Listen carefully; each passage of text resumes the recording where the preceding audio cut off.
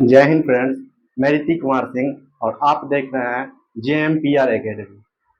पिछले वीडियो में हम लोग देखे थे संसाधन किसे कहते हैं, ये कितने प्रकार के हो सकते हैं, विभिन्न विद्वानों ने इस पर क्या कथन दिए हैं।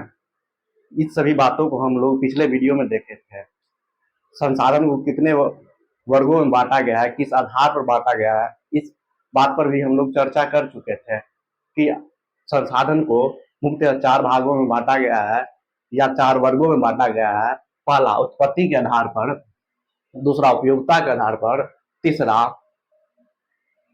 उपयोगिता के आधार पर, तीसरा स्वामित्व के आधार पर, चौथा भंडार भंडार की स्थिति के आधार पर चार भागों में बांटा गया था। हम लोग उसके प्रकार को भी और उत्पत्ति के आधार पर कितने भागों में संसाधन को बांटा गया है या उपयोगिता के आधार पर कितने बार संसाधन को बांटा गया है, इस सब बातों को जाने थे। अब बारी बारी से इस वीडियो में हम लोग उसके परिभाषाओं को जानेंगे कि उत्पत्ति के आधार पर यदि संसाधन को दो वर्गों में बांटा गया है, जैविक या अजैविक, तो जैविक संसाधन हम किसे कहेंगे या अजैविक संसाधन हम किसे कहेंगे। या यदि उपयोगिता के आधार पर संसाधन को दो वर्गों में बांटा गया है, नवीकरणीय या अनवीकरणीय, तो नवीकरणीय संसाधन हम किसको कहेंगे या अनवीकरणीय संसाधन क्या है, इन सभी परिभाषाओं को हम देखेंगे इस वीडियो में। तो आइए उत्पत्ति के आधार पर संसाधन के प्रकार आपको बता दें। उत्पत्ति के आधार पर संसाधन को दो वर्गों में बांटा गया, दो प्रकार में रखा गया। पहला जैविक संसाधन और दूसरा अजैविक संसाधन। अब जैविक संसाधन हम किसे कहेंगे, वैसे संसाधन जिसमें सजीव वाले सभी लक्षण मौजूद होते हैं जो हमें इस प्रकृति से प्राप्त होते हैं और जिसमें सजीव वाले गुण भी मौजूद हो, वैसे संसाधन को हम जैव संसाधन कहते हैं, जैसे मनुष्य, वनस्पति इत्यादि। अब अजैविक संसाधन क्या है? अजैविक संसाधन वैसे संसाधन को कहेंगे हम जिसमें निर्जीव वाले गुण मौजूद होते हैं। समझ गए? वैसे संसाधन जिसमें निर्जीव वाले गुण मौजूद हो उसे हम अजैविक संसाधन कहेंगे, जैसे धातु, चट्टान, खनिज इत्यादि। अब उपयोगिता के आधार पर संसाधन को कितने वर्गों में बांटा गया है, आइए देखते हैं। उपयोगिता के आधार पर संसाधन को दो वर्गों में रखा गया है। उपयोगिता के आधार पर भी संसाधन को दो भाग में बांटा गया है।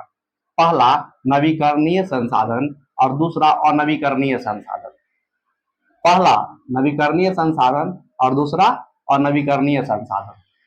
अब नवीकरणीय संसाधन हम किसे कहेंगे, आखिर ये नवीकरणीय संसाधन है क्या, आखिर ऐसा नाम क्यों पड़ा, आइए देखते हैं। तो कहा जाता है वैसे संसाधन जिसका रूप परिवर्तन हम भौतिक, रासायनिक या आंतरिक प्रक्रिया से कर सकते हैं या उसे पुनः प्राप्त कर सकते हैं, वैसे संसाधन को हम नवीकरणीय संसाधन कहेंगे। समझ गए?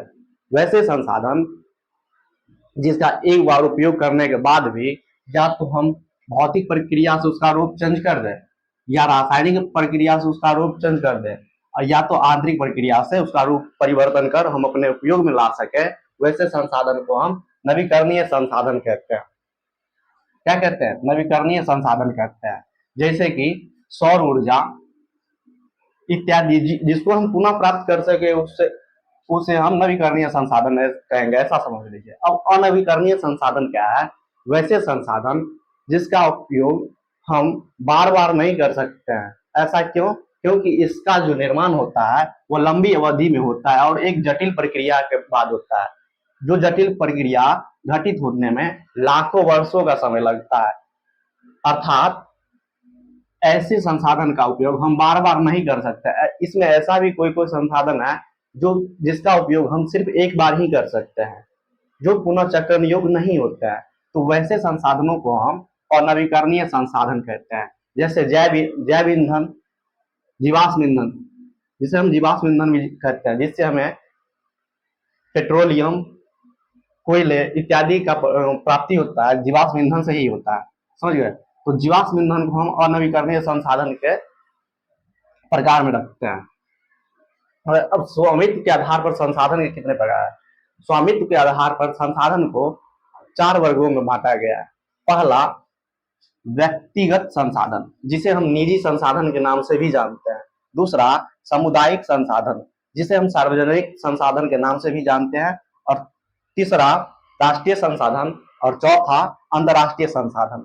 अब बारी बारी से इस सभी परिभाषाओं को जानते हैं कि व्यक्तिगत संसाधन या निजी संसाधन, सार्वजनिक संसाधन या सामुदायिक संसाधन, राष्ट्रीय संसाधन, अंतर्राष्ट्रीय संसाधन कहेंगे किसको, इसको देखते हैं।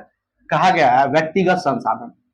तो व्यक्तिगत संसाधन वैसे संसाधन को हम कहेंगे जिस पर स्वामित्व या अधिकार किसी एक व्यक्ति या उसके परिवार का होता है, वैसे संसाधन को हम व्यक्तिगत संसाधन कहेंगे। व्यक्तिगत संसाधन कहेंगे, वैसे संसाधन को हम व्यक्तिगत संसाधन कहेंगे।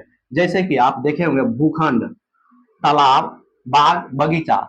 आप अपने आसपास के क्षेत्र में ही देखेंगे कि किसी खेत या भूखंड पर किसी एक नामित व्यक्ति का अधिकार होता है, तो वह खेत जो है उस व्यक्ति का कहा जाता है, यानी कि वह संसाधन जो है, वह संपत्ति जो है एक निजी व्यक्ति का है, अर्थात वह एक निजी संसाधन है। समझ गए। अब सामुदायिक संसाधन किसे कहेंगे? सामुदायिक संसाधन वैसे संसाधन को कहेंगे, या सार्वजनिक संसाधन हम वैसे संसाधन को कहेंगे जिस पर किसी विशेष समुदाय या समाज का अधिकार होता है। जैसे कि चारण भूमि, सार्वजनिक भूमि।